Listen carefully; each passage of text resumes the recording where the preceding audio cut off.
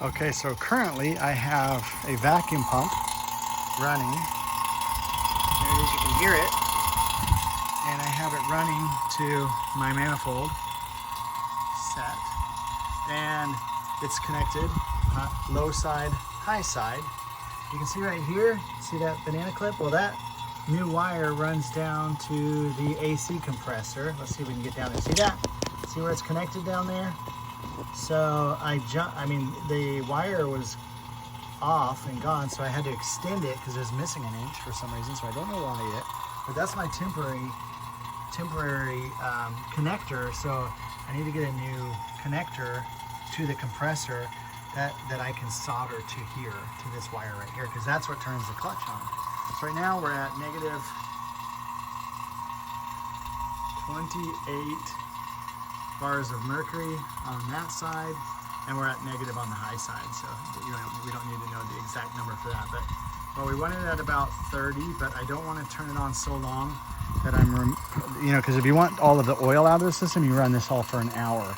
So I don't want to do that because I don't want to have to put new oil in the system. So I am going to turn it off right here at negative 28 pounds of pressure.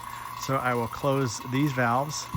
So to close these ones, we turn it this way. You can see it when it says these ones are the opposite way because they press in a little valve, Schrader valve. So this one I'm going to turn off, and then I should be, if I wanted to, I could sit here, let it sit for an hour, and nothing's going to escape from here. It all comes in through here, these two. But I'm gonna let it sit for 10 minutes and just make sure it doesn't drop a bunch. Okay, it's been 5 minutes and it's not dropping the pressure. So I think what I will do is turn it on again, and just to evacuate it just a little bit more, if it will. So let's open it.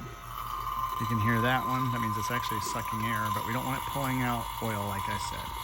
So I'll just do that for a second, and then I will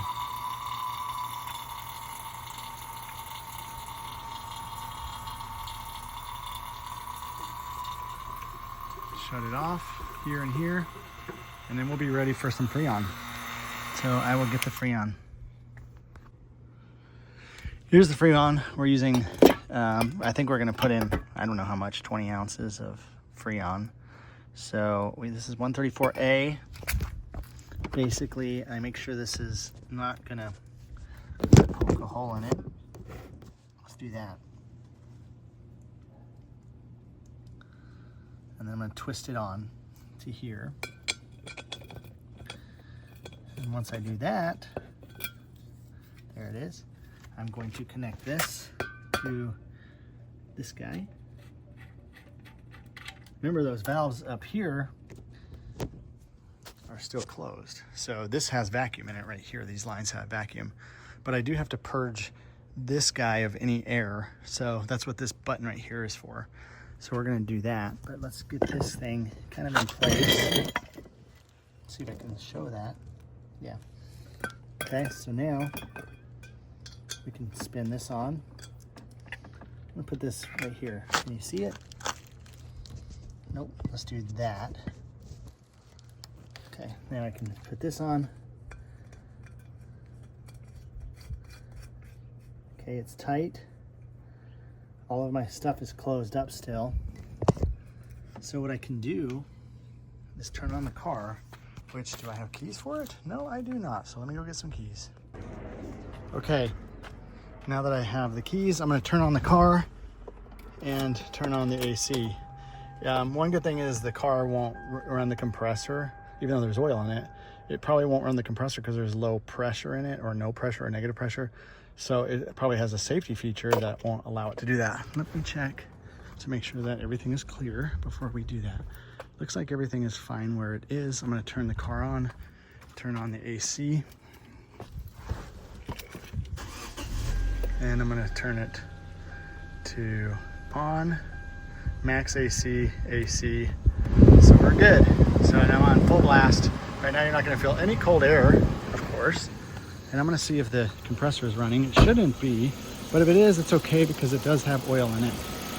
And I'm looking down in there, and you see that little pulley right down there not spinning. You see that pulley down there not spinning? That's because it doesn't have pressure. So now what we're gonna do is we're gonna open up this valve. We're gonna purge that of any air in this so that it'll all be Freon. So let's see, let me try this. Okay, I'm tightening it. This is gonna puncture the little hole. I heard it. And I think I can do that. I'm gonna leave it upside down. Why? I don't know. Okay, well, let's try it again because that's getting that liquid Freon in there. There it is, that's the Freon. Okay, so now we're going to open up the low side and the high side. So we're gonna say open sesame, and that's gonna fill in the blue line to there. And then we're gonna open these. Oh, they already are open, okay. And we're gonna run the AC. And I think we want this one at about 100, or maybe more, 150, 200. We want this one at about 50. I can feel this is cold. I'm shaking it. I'm seeing that go down to 50, which is what, I mean, we want that at 100 at least. And I can hear the AC compressor is now turning. You can see it, I doubt it. Where's my camera? Can you see it spinning down there? Probably. Okay, we're at 60, 70, 75 right now on the high side, and we're at 68 on the low side.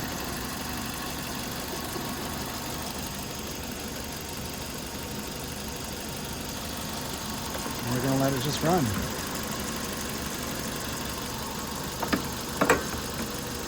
And now we're looking like we're supposed to, about 150 to 200. And I'd like this one to be about 50 or 55, and this one to be probably 175. But in the meantime, I can feel this guy's pretty empty now. So I'm gonna feel the air coming in here. Oh yeah, it's better. It's definitely better. But I think we could add some more still. I think we can add some more Freon. So let's close these guys off really quickly so we can add more Freon. So I'm gonna close it. Actually, yeah, let's close it here because we've already got Freon in the system. And then I'm gonna purge this line again when I connect the other one. So now I'm going to take the same lid or cap,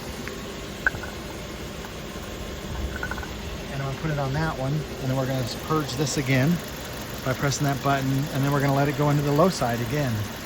So remember, this is closed now. And this is closed now, and we've got pretty cold air, but like I said, we want this at about 175 and that at probably 50. So let's see how it's feeling. Oh yeah, it's feeling better, much better. Yeah, baby. Okay, stand by. Okay, so here goes. Let's open it up. It jumped a lot, strangely, but it'll settle down in a second. I'm gonna shake the bottle too. I'm actually gonna hold it upside down while I shake it.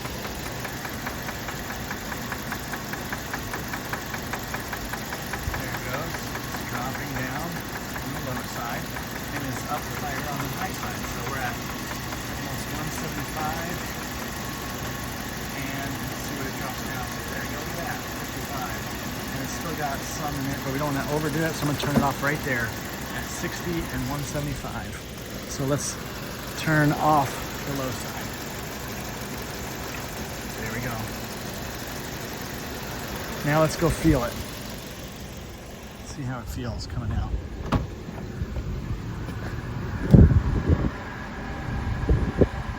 Nice. Should we go get a temperature gauge and put it in there? Okay, let's do it. Let's take our meat thermometer and stick it in.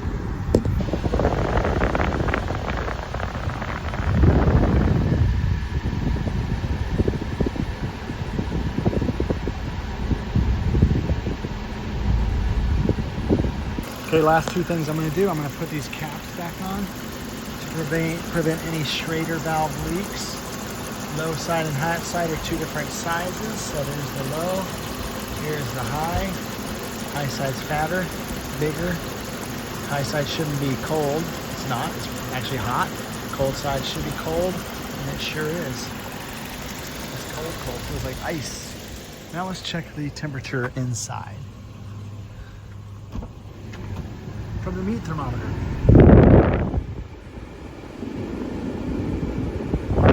45.5. Not bad at all.